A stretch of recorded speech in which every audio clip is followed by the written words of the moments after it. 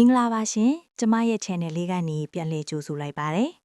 ဒီနေ့တော့ကျမတို့ရဲ့ပရိသတ်တွေတဲကအရန်ကိုထူးခြားပြီးလေးစားဖို့ကောင်းတဲ့အမျိုးသမီးတစ်ယောက်ရဲ့ဘဝလက်တွဲဖော်ရှာဖွေခြင်းခရီးစဉ်လေးကိုမျှဝေပေးခြင်းပါတယ်ပရိသတ်တို့ရေလူတစ်ယောက်ရဲ့ဘဝမှာလေငွေကြေးဂုဏ်ဓာတ်တွေဘလောက်ပဲပြည့်စုံပါစေအသက်အရွယ်တစ်ခုရောက်လာတဲ့အခါမှာအလိုအပ်ဆုံးအရာကဘာလဲဆိုတာသိကြလားအဲ့ဒါကတော့အေးချမ်းတဲ့အဖော်မွန်တစ်ယောက်ပါပဲတနေ့တာပင်ပန်းသမျှကိုပြန်ပြောပြမယ်ကိုယ့်ရဲ့ခံစားချက်တွေကိုနားထောင်ပေးမယ်အပြန်အလှန်ဖေးမကူညီမဲ့သူမျိုးပေါ့အထူးသဖြင့်အသက်40 50ကျော်လာတဲ့အခါဒီလိုလိုအပ်ချက်ကပိုပြီးကြီးမားလာတတ်ပါတယ်ဒီနေ့ကျမ mix up ပေးမယ့်သူကတော့ဒီလိုအေးချမ်းမှုကိုတန်ဖိုးထားတဲ့ရန်ကုန်မြို့မှာနေထိုင်တဲ့အသက်40အရွယ်ဆရာမတူရဲ့အကြောင်းပဲဖြစ်ပါတယ်။ဆရာမဆိုတဲ့ဂုဏ်ပုတ်ကလေးကအများသူငါရဲ့လေးစားမှုကိုရရှိထားပြီးသားမှာဒူမဟာလည်းဒီဂုံပုတ်နဲ့အညီအေးချမ်းနဲ့အသွင်ပြီးတီငိမ်နဲ့စိတ်ထားကိုပိုက်ဆိုင်ထားသူတယောက်ပါ။သူမရဲ့မူရင်းစာစားလေးထဲမှာပြောထားတာကတော့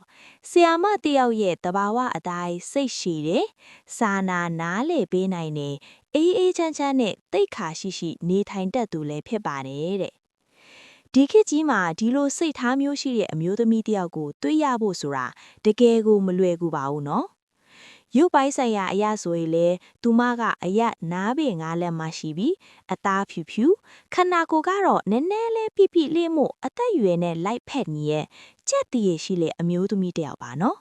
။ဒါပေမဲ့ပြိတ္တရေဘဝဆိုလားဖြောင်ဖြူးလက်လန်းခင်းထားကြကြီးမဟုတ်ဘူးလေ။သူမမှလည်းအိမ်တောင်ကြီးနဲ့ပတ်သက်ပြီးကံမကောင်းခဲ့တဲ့အတိတ်တစ်ခုရှိခဲ့ပါတယ်။ဒါကြောင့်လက်ရှိအချိန်မှာတော့တကိုယ်တဲအေးအေးဆေးဆေးဖြစ်တန်းနေတာပါ။တကိုယ်တဲနေထိုင်ခြင်းကလွတ်လပ်မှုရှိတယ်ဆိုပေမဲ့တခါတလေညဘက်တွေမှာကိုဘေးနားမှာရင်ဖွင့်စရာလူတစ်ယောက်မှမရှိဘူးဆိုတဲ့ခံစားချက်ကအယမ်းကိုအထီးကျန်ဆန်စီပါတယ်။ဒီခံစားချက်ကိုနားလည်တဲ့သူတွေရှိကြမယ်ထင်ပါတယ်။ဒါကြောင့်မို့လို့သူမဟာဘဝရဲ့ကြံရှိနေတဲ့အချိန်တွေကိုအတိတ်ပဲရှိရှိဖြတ်တန်းဖို့အတွက်အဖော်တယောက်ကိုရှာဖွေဖို့ဆုံးဖြတ်လိုက်တာပါဒီနေရာမှာတတိပြုရမှာကသူမရှာဖွေနေရဟာချက်ချင်းလက်ထပ်ဖို့မဟုတ်ပါဘူးသူမအရင်ဆုံးလိုချင်တာကစိတ်တူကိုယ်တူရင်ဖွင့်ဖို့ရင်ဖွင့်ပါတယောက်ပါဘဝအတိအကျုံတွေခံစားချက်တွေကိုမျှဝေနိုင်မဲ့မိတ်ဆွေကောင်းတယောက်ကိုအရင်ဆုံးရှာဖွေချင်တာပါအသက်အရွယ်အားချင်းဆိုရင်လဲ40ဝန်းကျင်ရင့်ကျက်တည်ငြိမ်တဲ့သူကိုဖြစ်စေခြင်းပါတယ်တဲ့။ဘာဖြစ်လို့လဲဆိုတော့ဒီအသက်အရွယ်အပိုင်းခြားဟာဘဝရဲ့အနှိမ့်မြင့်တွေကိုဖျက်ဆီးဖူးကြပြီးလောကကြီးကိုနားလေသဘောပေါက်လာတဲ့အရွယ်မှုလို့သူမနဲ့စိတ်ချင်းဆက်ဖို့ပိုလွယ်ကူမယ်လို့ယုံကြည်လို့ပါ။လူလက်ပဲဖြစ်ဖြစ်အိမ်တောင်ကွဲ့ထားသူပဲဖြစ်ဖြစ်လက်ခံပါတယ်တဲ့။ဒါပေမဲ့အရေးကြီးဆုံးကတော့လက်ရှိမှာအရှုံးအရှင်းကင်းရှင်းဖို့တော့လိုအပ်ပါတယ်ရှင်။ဒါကလည်းနှစ်ဦးနှစ်ဖက်စိတ်အေးချမ်းမှုအတွက်အခြေခံအကျဆုံးအချက်ပဲမဟုတ်လား။ဆက်လက်ပြီးတော့သူမမျောလင့်ထားတဲ့လက်တွဲဖော်ရဲ့ပုံစံလေးကိုပြောပြပေးမယ်နော်။ရုပ်ပိုင်းဆိုင်ရာအရာဆိုရင်အရက်9ပေ6လက်မှအထက်ရှိပြီးခန္ဓာကိုယ်အယောင်မဝတဲ့သူဖြစ်ရင်ပိုသဘောကျပါတယ်တဲ့။ဒါပေမဲ့ပိုအရေးကြီးတာကဘဝရက်တည်မှုပါ။ကိုယ်ပိုင်ဝင်ငွေရှိပြီးဘဝကိုကိုယ်တိုင်ရက်တည်နိုင်သူဖြစ်တာပါမယ်။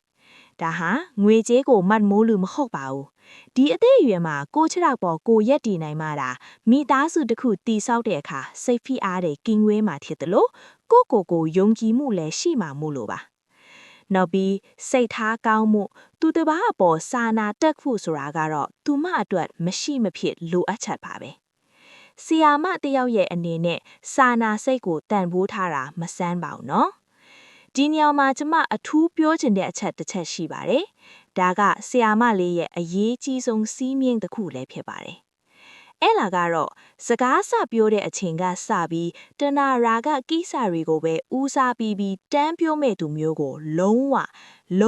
လက်မခံပါဘူးတဲ့။သူမဟာဂုံတိတ်ချာရှိတဲ့အမျိုးသမီးတူပါ။သူမလိုလားတာကစိတ်ပိုင်းဆိုင်ရာဆက်နွယ်မှုပါ။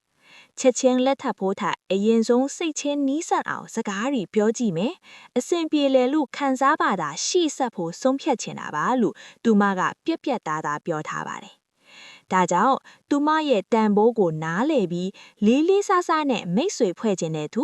အချိန်ယူပြီးလိလာခြင်းနဲ့ဂျန်တမန်တွေကိုပဲဖိခေါ်ခြင်းပါတယ်ပရိသတ်တို့ရေဒီကနေ့ကျမတို့တင်ဆက်ပေးခဲ့တဲ့ဆရာမလေးရဲ့အကြောင်းကိုနားထောင်ပြီးဘလို့ခံစားရလဲဟင်သူမဟာအထီးကျမှုကိုရင်ဆိုင်နေပေမဲ့ကိုတန်ဖိုးထားပြီးဘဝကိုအရှုံးမပြတ်ပဲအေးချမ်းတဲ့အနာဂတ်ကိုတီဆော့ခြင်းတဲ့စံပြအမျိုးသမီးတူပါဆရာမတယောက်ရဲ့အေးချမ်းမှုနဲ့နှွေးထွေးတဲ့အဖို့အထိနားလေပြီးနိုင်မဲ့အမျိုးသားများရှိနေမယ်လို့ကျမယုံကြည်ပါတယ်အကယ်၍များဒီဗီဒီယိုကိုကြည့်နေတဲ့ကိုတို့ဦးတို့ထဲမှာဆရာမလေးပြောပြထားတဲ့အချက်တွေနဲ့ကိုက်ညီ၍တကယ်ကိုစိတ်ရင်းအမှန်နဲ့ဘဝအဖို့ရှားဖွေနေသူတွေရှိတယ်ဆိုရင်တော့ဒီဗီဒီယိုရဲ့အောက်မှာခင်လို့မှန်ခဲ့ပါနော်ဆရာမလေးနဲ့အဆင်ပြေမဲ့သူကိုရွေးချယ်ပြီးညပါဖက်ကနေဆက်သွယ်ပေးပါမယ်ရှင်စိတ်ရင်းအမှန်လေးနဲ့စုံတွေ့ပါစေလို့ကျမတို့ channel မိသားစုကဆုတောင်းပေးလိုက်ပါတယ်ဒီ channel လေးကအထီးကျန်းနေတဲ့သူတွေအားငယ်နေတဲ့သူတွေအခက်ခဲရှိနေတဲ့သူတွေနဲ့ဘဝအတွက်အဖော်မွန်ရှာနေတဲ့သူတွေအတွက်ရင်ဖွင့်ရနေရလေးပါကျမတို့အားလုံးအချင်းချင်းအားပေးကူညီရင်နှွေးထွေးတဲ့ပျော်စရာကောင်းတဲ့လူမှုပတ်ဝန်းကျင်တစ်ခုကိုတည်ဆောက်ကြရအောင်နော်အားလုံးပဲအေးချမ်းတဲ့ဘဝလေးကိုပိုင်ဆိုင်နိုင်ကြပါစေရှင်